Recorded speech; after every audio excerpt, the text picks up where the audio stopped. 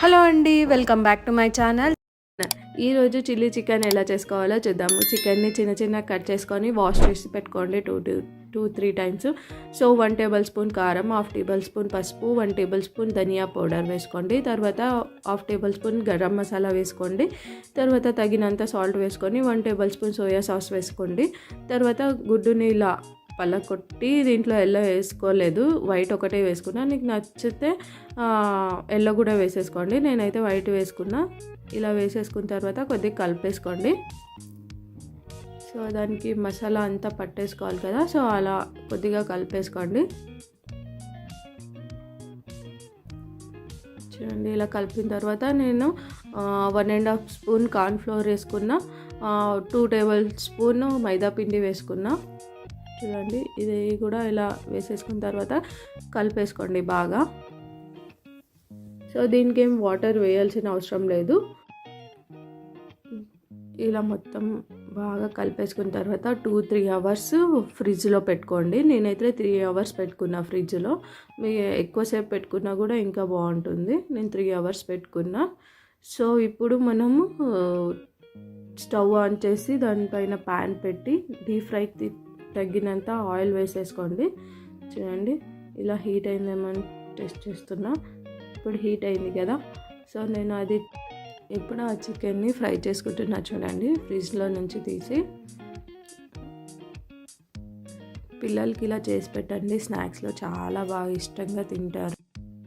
నేను ఎక్కువ కారంగా చేయట్లేదు, ఎందుకంటే పిల్లలు తింటారు కాబట్టి కొద్దిగా సప్పగానే చేస్తున్నా. సో మీకు తగినంత మీరు చేసుకోండి.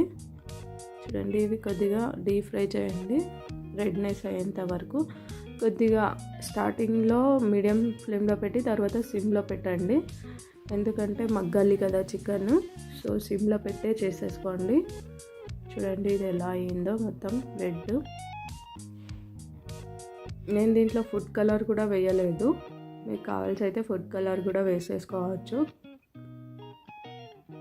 చూడండి, ఇప్పుడు ఇవి అయినాయి కదా. ఇప్పుడు నేను ఇంకొక ప్యాన్ పెట్టి దాంట్లో కొద్దిగానే ఆయిల్ వేసాను. తర్వాత చిన్న చిన్న కట్ చేసుకున్న వెల్లుల్లిని వేసుకున్నా. తర్వాత ఒక 3 పచ్చిమిర్చి వేసుకున్నా. సో నేను కారము కొద్దిగా వేసిన కదా, సో కొద్దిగా పచ్చిమిర్చి వేసుకున్నా. తర్వాత ఆనియన్, క్యాప్సికమ్ని ఇలా కట్ చేసి వేసుకున్నా.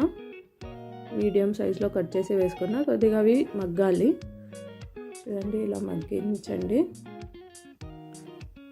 దీంట్లో క్యాబేజ్ కూడా వేసుకోవచ్చు, బట్ నేను వేసుకోలేదు. సో ఉట్టిగా ఆనియన్, క్యాప్సికమ్ అంతే వేసుకున్నా. సో ఇలా మగ్గించుకోండి. మీకు కావాల్సి అయితే కొద్దిగా సాల్ట్ కూడా వేసుకోండి. నేను కొద్దిగానే వేసుకున్నా, స్టార్టింగ్లో వేసిన కదా చికెన్లో, సో కొద్దిగా సాల్ట్ వేసుకున్నా. చూడండి, మళ్ళీ సోయా సాస్ వేసుకున్నా 1 టేబుల్ స్పూన్ కెచప్ వేసుకున్నా. సో ఇప్పుడు నేను అవి ఫ్రై చేసుకున్న చికెన్ ఉంది కదా, అవి వేసేసుకున్నా. చూడండి, మీకు కావాల్సి అయితే చిల్లీ సాస్ కూడా వేసేసుకోండి, బట్ నేను వేసుకోలేదు, నా పిల్లలు తిన్నారు కారం ఉంటుందని.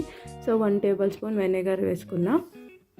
కొద్దిగా వాటర్ వేసుకోండి, అది స్కిప్ అయింది వీడియో. వాటర్ వేసుకున్న తర్వాత వాటర్ అంతా పోవాలి మొత్తము.